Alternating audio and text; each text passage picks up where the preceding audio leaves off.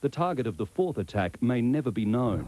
United Airlines 757 crashed into a rural area of Pennsylvania. There were no survivors. And I heard a loud noise, and I happened to look up, and it was a plane. It was real low to me. It sounded like it was running fine to me. I just kept watching. I watched it go nosedive straight into the ground.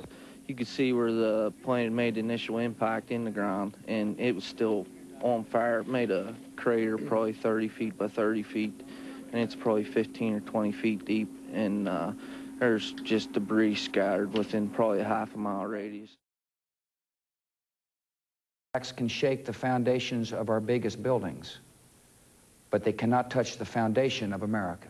Just how did they do it? 4 teams of hijackers defeating security controls to seize 4 airliners simultaneously. It's believed the terrorists forced the pilots from the cockpits and took control of the planes themselves. They were all full of fuel for the long flight to the West Coast. Out of Boston for Los Angeles, an American Airlines 767 with 92 on board. It hit the North Tower. And a United Airlines 767 with 65 aboard. It hit the South Tower. From Dulles Airport near Washington, an American 757 carrying 64 crashed into the Pentagon. And from New Jersey, headed for San Francisco, a United 757 with 45 on board crashed in the Pennsylvania countryside, short of whatever its target was. That is it. This is terrorists. Even with a gun at their head, you can't imagine an airline pilot doing this. I suspect that what we're going to find is that the pilots were overwhelmed, perhaps dead already, and that trained pilots from the hijacker camp were in charge of those aircraft and were willing to die for their beliefs.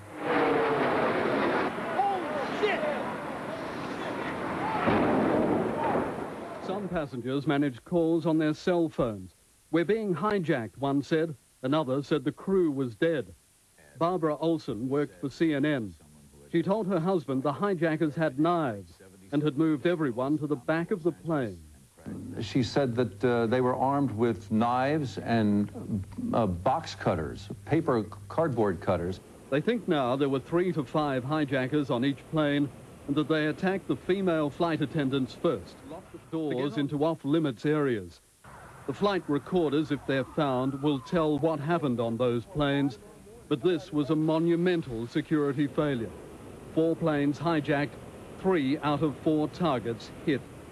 Paul Marshall, 7. Declarations of solidarity and support have also come from old enemies, like Russia and even Libyan leader Colonel Gaddafi.